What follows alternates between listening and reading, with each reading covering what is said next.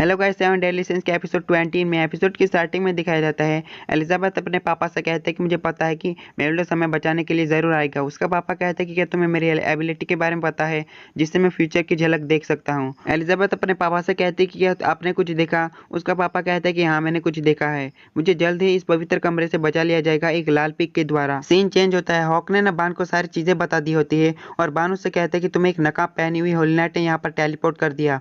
Hoc उससे कहता है कि शायद वो होली नाइट ने मेरी ताकत को देखकर डर गई थी। हमें यहाँ से निकलना होगा और एलिजाबेथ को बचाना होगा। लेकिन बान कहता है कि तुम आगे बढ़ो, मुझे यहाँ पर कुछ काम है। तभी ना वहाँ पर एक बड़ा सा हॉर्न पर ग्लो करने लगता है। बान कहता है कि क्या ये गॉडिस क्लैन है और कहता है कि सामने आओ। लेकिन हॉर्न में से आवाज आने लगती है। वो हॉर्न कहता है कि एंशिएंट वॉर के कारण ना हमें अपना रूप रिकवर करने में टाइम लगेगा। बान कहता है कि क्या इलेन को जिंदा कर सकते हो और हॉर्न कहता है कि एक फेरी क्लैन को वापस लाना मेरी चुटकी का काम है। बान कहता है कि क्या गॉडिस क्लैन किसी की इच्छा को इतनी आसानी से पूरी करते हो। क्या तुम मेरी जान को लेकर ना इलेन को जिंदा कर सकती हो। लेकिन वो हॉर्न कहता है कि मुझे तुम्हारी जान में कोई भी दिलचस्पी नहीं है। तुम्हें एक मिशन को कंप्लीट करना होगा, तुम्हें किसी का मर्डर करना होगा। हॉक बान से कहता है कि तुम किसी भी नजर से इसे देखो, लेकिन मुझे ये चाल लग रही है। लेकिन वो हॉर्न और बान कहते हैं कि चुप हो जाओ पिग। और बान उसे कहता है कि मैं कुछ भी करूंगा। और वो हॉर्न कहता है कि ये बड़ी मांग है, तुम्हें ड्रैगन सीन ऑफ बर्थ मेलिडस को मारना होगा। सीन चेंज होता है। जेरिको को गिला उठाती है और कहती है कि फाइट खत्म हो चुकी है। 7 डेडली सिंस से लड़ने की हमारे पास कोई भी वजह नहीं है। और उससे पूछती है कि मैंने पूछा था कि तुमने डीमन का खून क्यों पिया था। विवियन उन्हें बताती है कि प्रिंसेस एलिजाबेथ राजा के चैम्बर में है और मर्लिन ना अपनी एक ही चुटकी बजाती है और वो सारे लोग ना राजा के चैम्बर के बाहर टेलीपोर्ट हो जाते हैं। मर्लिन उन्हें बताती कि हम अंदर टेलीपोर्ट होने वाले थे लेकिन मुझे रिजेक्ट कर दिया गया। मेलिडस ना आगे बढ़ता है और कहता है कि मुझे इसे करने दो। लेकिन मर्लिन उसे बताते कि इस पर ताकत का काम नहीं चलेगा, ये एक ना डीमन का स्पेल है, इसलिए हम अंदर नहीं जा सकते। ये सारी ताकतों को रिफ्लेक्ट कर देता है। दूसरी तरफ से विवियन कहती कि अपनी पूरी पावर लगा दो, लेकिन उस दरवाजे को खोल नहीं सकते। लेकिन ना मर्लिन से उसे खोल देती है। मर्लिन कहती कि मैंने उस मैजिक को काट दिया जिस मैजिक को मेरी स्टूडेंट ने यहाँ पर लगाया था। एलिजाबेथ आती है और मेलिडस से चिपक जाती है और कहती कि हम एक दिन भी जुदा नहीं हुए, लेकिन तब भी मैं तुम्हारा इंतजार कर रही थी। मेलिडस ना वही ठरकियों वाली हरकतें करने लगता है और किंग से कहता है कि तुम बुढ़े हो गए हो बाल्त्रा। वहाँ पर ना ड्रेफ्यूज भी आ जाता है। गिलथंडर कहता है कि हेंड्रिक्सन मर चुका है, वो अपने पापों का प्रायश्चित नहीं कर पाया। मार्गरेट कहती है कि मैंने देखा था, ड्रेफ्यूज और हेंड्रिक्सन ने मिलकर ना ज़रातरस को मार दिया। उसे देखने के बाद ना मैं गिलथंडर के पास गई। मैंने गिलथंडर को सारी बातें बता दी, लेकिन पीछे से ना विवियन ने देख लिया। फिर हम पर नजर रखी जा रही थी और हमें सारे आदेशों का पालन करना पड़ा। मर्लिन कहते कि फिर भी विवियन के दिल में ना गिलथंडर ने अपनी जगह बना ली। गिलथंडर कहता कि उस कर्ज को मेलिडस ने तोड़ दिया। ड्रेफिस घुटनों में आ जाता है और कहते कि मैंने ही 10 साल पहले ना मैं अपने भाई ज़रातरस को मार दिया, हेंड्रिक्सन के साथ मिल गई। पहले ना मैं उससे जलन रखता था, लेकिन कब ना नफरत में बदल गई पता ही नहीं चला। मेलिडस उससे पूछता है कि लेकिन उन सारी बातों का अभी का घटनाओं से उनका क्या लेना देना है। ड्रेफिस कहता कि ये ना होली वॉर को एहसास कराने के लिए था। मर्लिन कहती कि ये ब्रिटेनिया में पुराने गानों में कहा गया एक शब्द है, लेकिन किंग ने भविष्यवाणी की कि फ्यूचर में ऐसा होगा।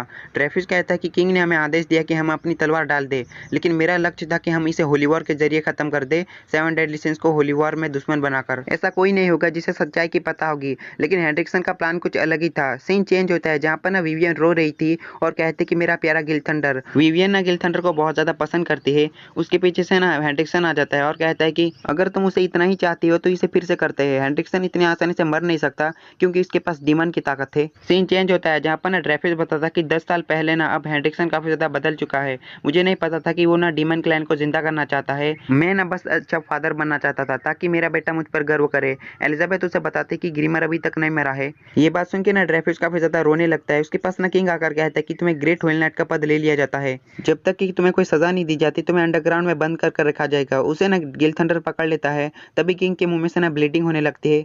मर्लिन कहते कि इसे मुझे देखने दो। देखकर कहते कि ये बहुत ज्यादा कमजोर है, इसका इलाज जल्द से जल्द करना होगा। एलिजाबेथ कहती कि प्लीज मेरे पापा की मदद करो। फिर मर्लिन कहती कि इसका इलाज करने के लिए हमें इसे गैमलॉट किंगडम में ले जाना पड़ेगा। किंग कहता है कि तुम दोनों मेरी चिंता मत करो और एलिजाबेथ से कहता है कि मैंने तुम्हें बताया था, तुम्हें याद है ना। तभी एलिजाबेथ की नजर ना मर्लिन के गले पे निशान पे पड़ती है और वो मार्गरेट से कहते कि हमें ना ये मर्लिन पर छोड़ देना चाहिए। आर्थर ना बड़ा खुश होते हुए मेलिडस से कहता कि क्या तुम अपनी ताकत गैमलॉट किंगडम को दोगे ग्रेट होली नाइट के तौर पर। मेलिडस कहता कि जरूर। ये बात सुनकर ना आर्थर काफी ज्यादा खुश हो जाता है, लेकिन मेलिंडा कहता है कि जब मुझे ऐसा लगेगा ना तब। और वो मर्लिन से पूछता है कि तुम 7 डेडली सिंस में कब शामिल होगी, लेकिन मर्लिन उसी के शब्द उसी पर चिपका देती है और कहते हैं कि जब मुझे ऐसा लगेगा तब। मर्लिन ना किंग को लेकर टेलीपोर्ट हो जाती है, तभी वहाँ की जगह ना पूरी टूटने लगती है और मेलिंडा ने एलिजाबेथ को बचा लिया होता है और गिलथंडर ने मार्गरेट को बचा लिया होता है और गिलथंडर कहता है कि ड्रेफिस यहाँ से भाग गया।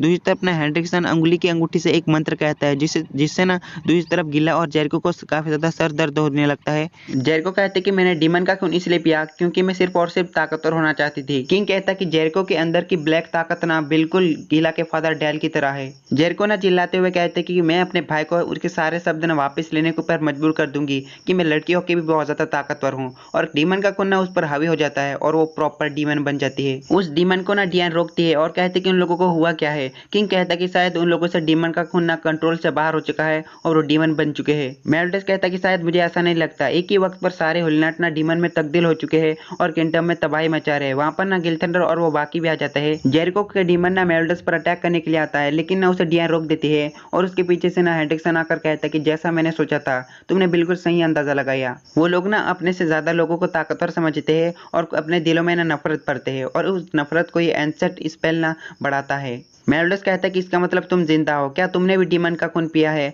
फिर हेनरिक्सन कहता है कि डीमन के खून के कारण ना अपनी ताकत बहुत ज्यादा बढ़ जाती है। मुझे ना बहुत ज्यादा खुशी हुई क्योंकि मेरे एक्सपेरिमेंट काम के निकले।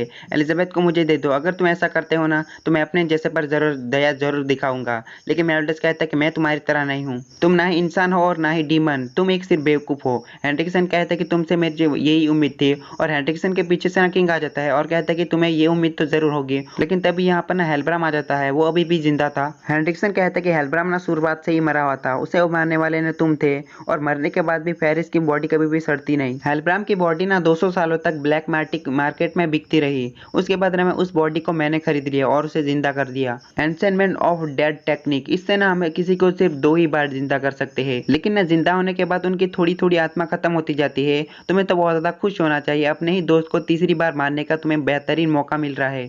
दूसरी तरफ वो डीमंस ना किंगडम में तबाही मचा रहे होते हैं और मेलिंडा और गिलथंडर ना हेनरिक्सन पर अटैक करने के लिए आगे बढ़ते हैं। लेकिन ना पीछे से मार्गरेट और एलिजाबेथ को ना विवियन पकड़ लेती है और गिलथंडर से कहती कि तुम्हें अंदाजा भी है मैं तुमसे कितना ज्यादा प्यार करती हूँ। यही मौका देख के ना गिलथंडर और मेलिंडा पर ना अटैक करता है हेनरिक्सन और उन्हें घायल कर देता है। विवियन कहती कि तुमने गिलथंडर को क्यों मारा और वो रोने लगती है। हेनरिक्सन कहता कि अब तुम लोगों को भी खत्म किया जाए, लेकिन एलिजाबेथ कहती कि प्लीज रुक जाओ, मैं तुम्हारे साथ चलने के लिए तैयार हूँ, बदले में तुम्हें इसे छोड़ना होगा। गिलथंडर कहता कि अच्छी लड़की, मैं बोनस में ना गिलथंडर को भी छोड़ दूंगा। एलिजाबेथ ने मेलिंडा से कहती कि तुमने जो मुझसे वादा किया था ना तुम उस वादे को पूरा करना।